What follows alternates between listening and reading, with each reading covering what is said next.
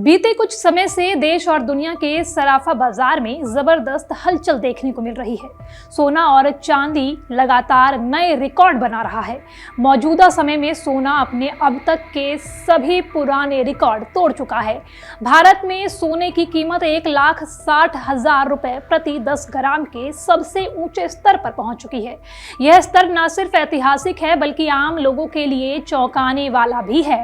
बाजार के जानकारों का मानना है कि जब तक वैश्विक स्तर पर हालात पूरी तरह से स्थिर नहीं होते तब तक निवेशकों का भरोसा सोने पर बना रहेगा। दुनिया में बढ़ते युद्ध, भू राजनीतिक तनाव, महंगाई और आर्थिक अनिश्चितता के दौर में सोना एक बार फिर सुरक्षित निवेश के रूप में उभर कर सामने आया है। यही वजह है कि इसकी मांग लगातार बढ़ रही है और कीमतों में उछाल जारी है। लेकिन सवाल यह है कि आखिर सोना इतना खास क्यों माना जाता है? आखिर हजारों सालों से इंसान सोने को ही सबसे ज्यादा कीमती धातु क्यों मानता आया है? तांबा, जस्ता, लोहा या चांदी जैसी दूसरी धातुएं भी मौजूद है, लेकिन उनकी कीमत सोने के आसपास तक क्यों नहीं पहुंच पाती? सोना आता कहां से है और इसकी कीमतें समय के साथ लगातार क्यों बढ़ती चली गई? इस वीडियो में यही जानेंगे। नमस्कार, मेरा नाम है संध्या और आप देख रहे हैं अमर उजाला। इन सभी सवालों के जवाब समझने के लिए हम सोने के इतिहास में सबसे पीछे जाना होगा। इतना पीछे जहां पृथ्वी भी मौजूद नहीं थी। वैज्ञानिकों के मुताबिक पृथ्वी का निर्माण करीब 13.8 अरब साल पहले हुआ, लेकिन पृथ्वी पर मौजूद सोने का हर एक कण, हर एक परमाणु हमारे ग्रह के बनने से भी पहले बना था।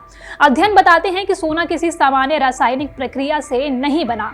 इसका जन्म ब्रह्मांड की सबसे हिंसक घटनाओं के दौरान हुआ, जब विशाल तारे अपने जीवन के अंत में फटते हैं, जिन्हें सुपरनोवा कहा जाता है, या जब दो न्यूट्रॉन सितारे आपस में टकराते हैं, तब बेहद शक्तिशाली रासायनिक प्रतिक्रियाएं होती है।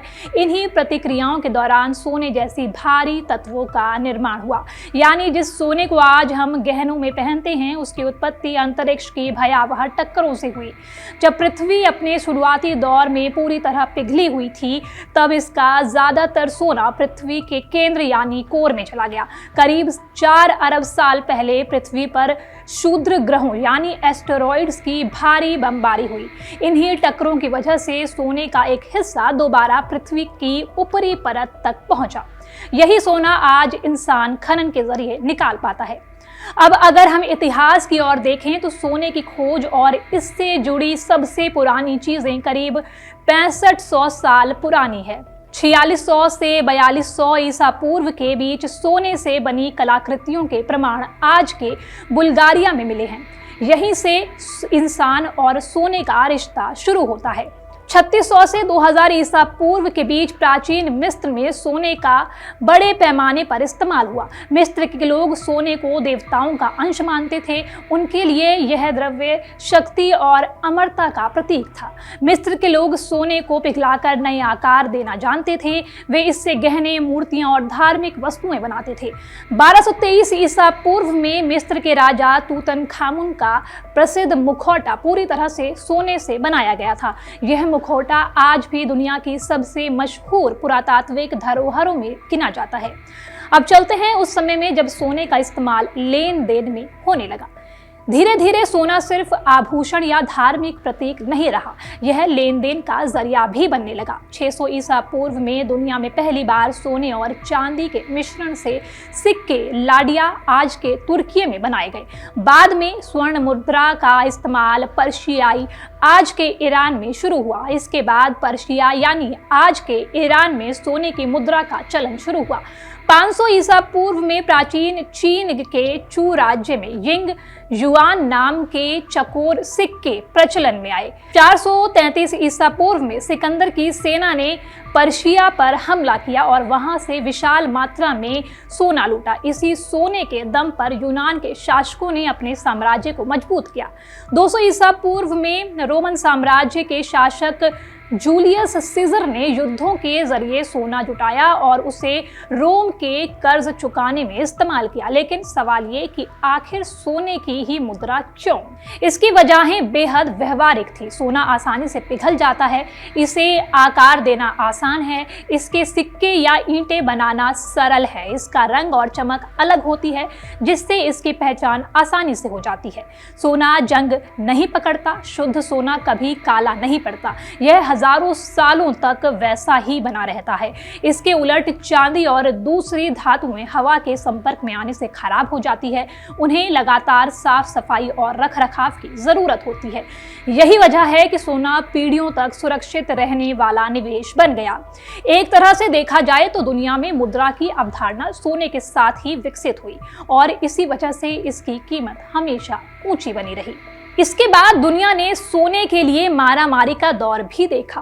15वीं और 16वीं सदी में स्पेन के खोजकर्ता अल डोराडो जैसी कहानियों से प्रेरित होकर अमेरिका पहुंचे। मैक्सिको और पेरू में उन्हें सोने के विशाल भंडार मिले, लेकिन इस खोज की कीमत इनका और एज़टेक जैसी समृद्ध सभ्यताओं को चुकानी पड़ी, जो स्पेनिश आक्रमण के बाद लगभग खत्म हो गई। 19वीं सदी में अमेरिका के कैलिफोर्निया और ऑस्ट्रेलिया में गोल्ड रश शुरू हुआ। लाखों लोग सोने की तलाश में वहां पहुंचे, नए शहर बसे, सड़कें, रेल और बाजार बने। सोने ने पूरी अर्थव्यवस्था की दिशा बदल दी। 1717 में ब्रिटेन ने गोल्ड स्टैंडर्ड अपनाया।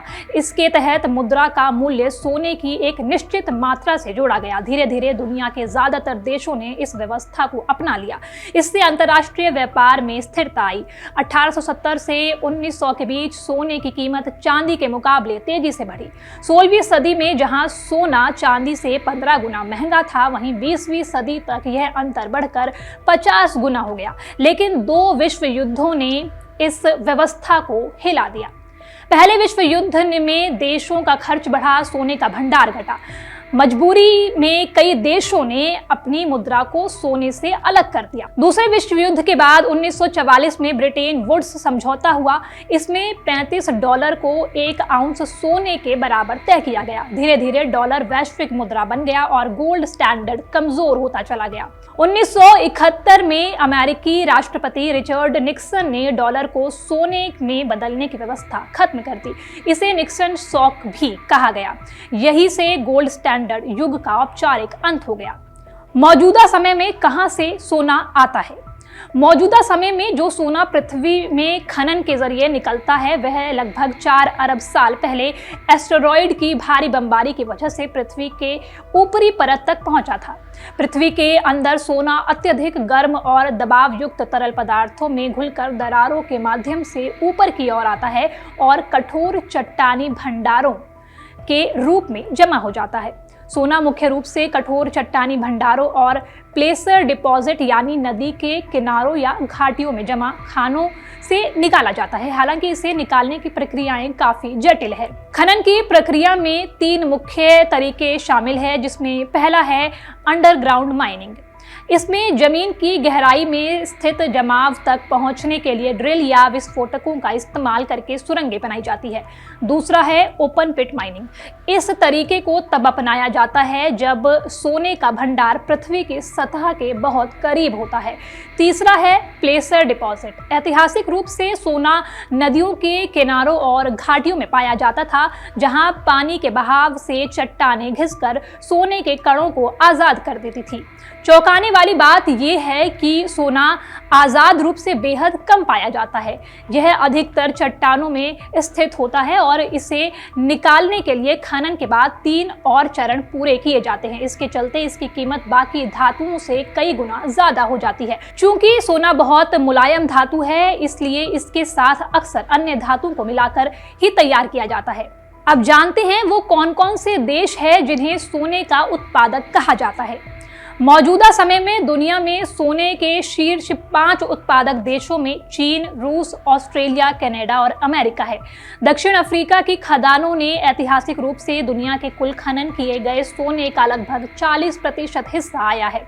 इसके अलावा महासागरों में इतना सोना मौजूद है जो मानव इतिहास में अब तक खोदे गए सोने से लगभग 8 गुना अधिक है। हालांकि इस तक पहुंचना बहुत मुश्किल है। इसकी 3 मुख्य वजहें हैं। शुद्ध सोना पानी से करीब 19 गुना भारी है। ऐसे में यह नदियों, समुद्रों या महासागर में ऊपर नहीं आ सकता और इसके सतह पर ही रहता है। पृथ्वी का एक बड़ा हिस्सा करीब 70% पानी से ढका है, यानी इंसानी प्रजाति सिर्फ 30% जमीन के टुकड़े पर ही सोना निकालने में सफल हुई है। तीसरी वजह है पानी से सोने को निकालने की लागत काफी ज्यादा है। तो ये थी सोने की कहानी, अंतरिक्ष से धरती तक, इतिहास से आज तक। वीडियो में दी गई सारी जानकारी हमारे साथी कीर्तिवर्धन मिश्रा ने जुटाई है। धन्यवाद। आप देखते रहिए अमर उजाला।